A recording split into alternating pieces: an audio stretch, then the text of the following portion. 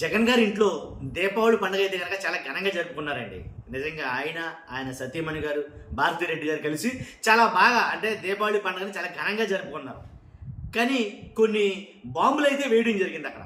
వైఎస్ఆర్సీపీ కాంగ్రెస్ ఏదైతే వైఎస్ఆర్ కాంగ్రెస్ పార్టీలో కొన్ని బాంబులు అయితే వేయడం జరిగింది.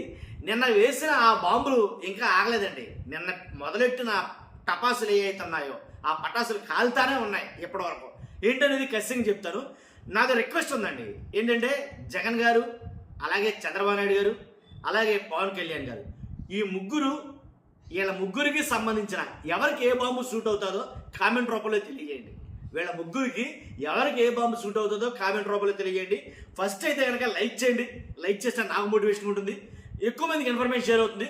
కొత్తగా మన ఛానల్ చూస్తే పక్కాగా సబ్స్క్రైబ్ చేయండి. మీ అమూల్యమైన అభిప్రాయాన్ని కామెంట్ రూపంలో తెలియజేయండి. ఇప్పుడు మనం చెప్పుకోబోయేది ఏంటంటే, నిన్నటి నుంచి వైఎస్ఆర్ కాంగ్రెస్ పార్టీ నుంచి కొన్ని బాంబులు అయితే కనుక వరుసగా పేలుస్తూనే ఉన్నారు.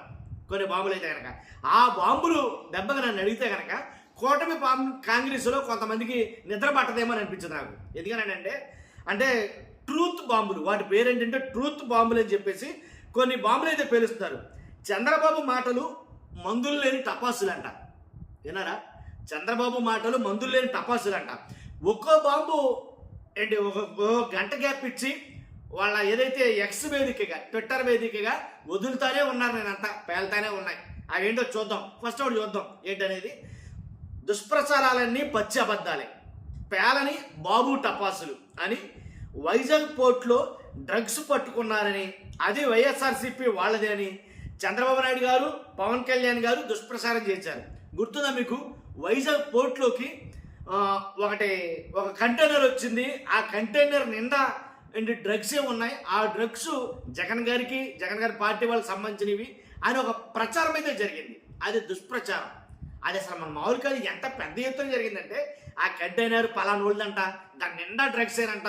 మన మామూలు కాదు అసలు. ఆ డ్రగ్స్ మొత్తం అసలు వైజాగ్లో దిగితే కనుక ఏపీ నాశనం అయిపోద్దంట. ఇలా కొన్ని దుష్ప్రచారాలు అప్పుల్లో చేశారు.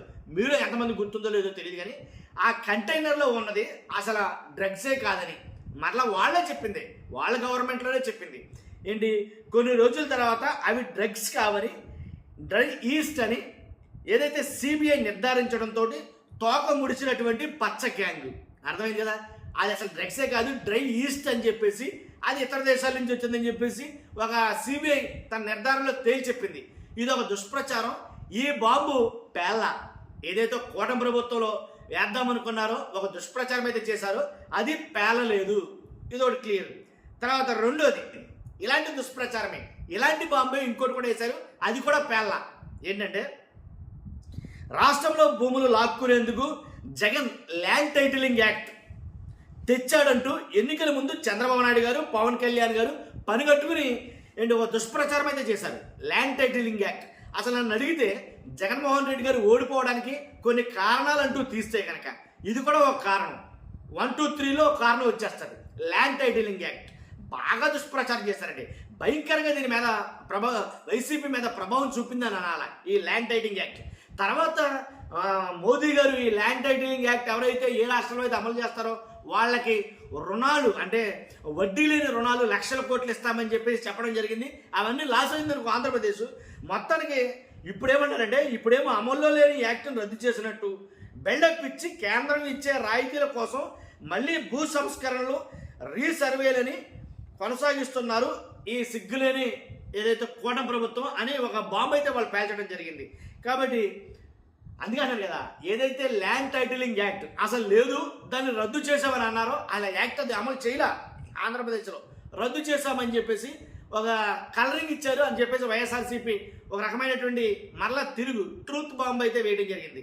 ఇవన్నీ కూడా పేలని బాబు టపాసుల కింద వైఎస్ఆర్సీపీ వాళ్ళు దీపావళి రోజున ఒకదాని తర్వాత ఒకటి వదులుతూనే ఉన్నారు. కానీ దారుణంగా పేలి అని చెప్తాను నేనైతే.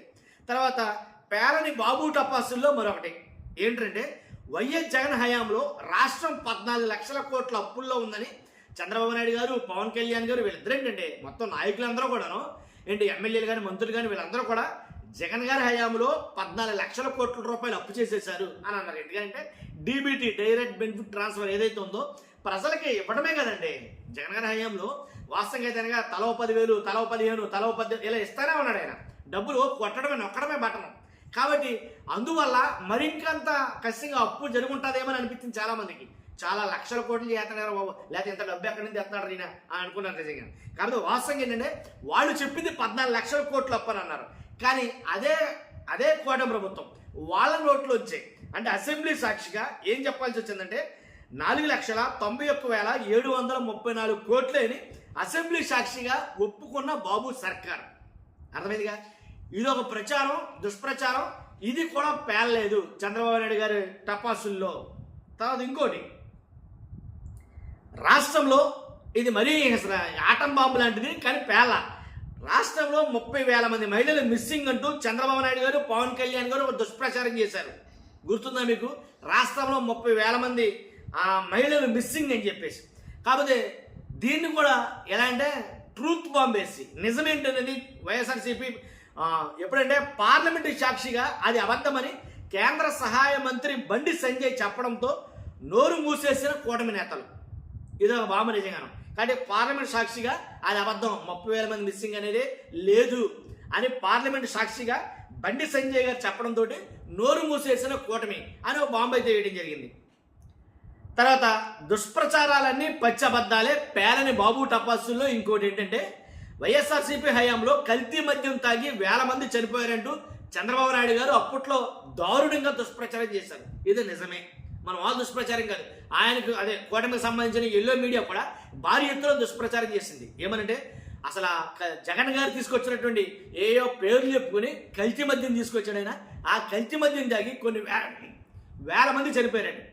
అప్పుడు మరలా దాన్ని ఆ అబద్ధాన్ని బద్దలు కొట్టినట్టు ట్రూత్ బాంబ్ ఏంటంటే ఎవరూ చనిపోలేదని కేంద్ర హోంశాఖ ఎన్సీఆర్బీ నివేదిక ఇవ్వడంతో ఎక్కడ వారక్కడే గప్చుప్ అయ్యారు. రీసెంట్గా వచ్చింది, మన వీడియో కూడా చేసాం. ఎన్సీఆర్బీ ఏదైతే కేంద్ర హోంశాఖ ఒక నివేదిక ఇచ్చిందో ఆ నివేదికలో జగన్ గారి హయాంలో కల్తీ మందు తాగి ఎవరూ చనిపోలేదు అని ఒక నివేదిక అయితే కొండ బద్దలు కొట్టినట్టయితే ఇవ్వడం జరిగింది. కాబట్టి రీసెంట్గా ఇప్పుడు జరుగుతుంది ఏంటంటే ఉద్యోగులకు బాబు దగ, దీపావళి పండుగ పూట వంచన, ఐఆర్ ఊసే లేదు, పిఆర్సీకి పంగనామాలు, 4 డిఏలకు గాను 1 డిఏతోనే నిలువున ముంచేసిన సర్కార్ అని చెప్పేసి మళ్ళా ఓ బాంబు వేశారు. ఇలా దీపావళి పేరు చెప్పున ఒకదాని తర్వాత ఒకటి బాంబులు వేసుకుంటానే వచ్చారు. నిజంగా నిన్న దీపావళి అన్నమాటే కానీ బాంబులు పడతానే ఉన్నాయి. కాబట్టి ఈ బాంబులన్నీ 100% నేను చెప్తున్నానుగా, పడుతున్న బాంబులన్నీ కూడాను ఒకదాని తర్వాత నిజంగా వాళ్ళు కూటమి ప్రభుత్వంలో దీపావళి చేసుకున్నారో లేదో తెలియదు, కానీ వైఎస్ఆర్సీపీలో మాత్రం గ్రాండ్గా చేసుకున్నారు. జగన్ గారు చేసిన దీపావళి, వాళ్ళ ఇంట్లో చేసుకున్న దీపావళి ఏదైతే చుచ్చుబొట్లు అంటించారో, భూచక్రాలు అంటించారో జగన్ గారు, అలాగే భారతిరెడ్డి గారు అంటించారో అది మాత్రం బీభత్సంగా వైరల్ అయింది. కాబట్టి అంటే జగన్ గారు దీపావళి కూడా చేసుకుంటారు.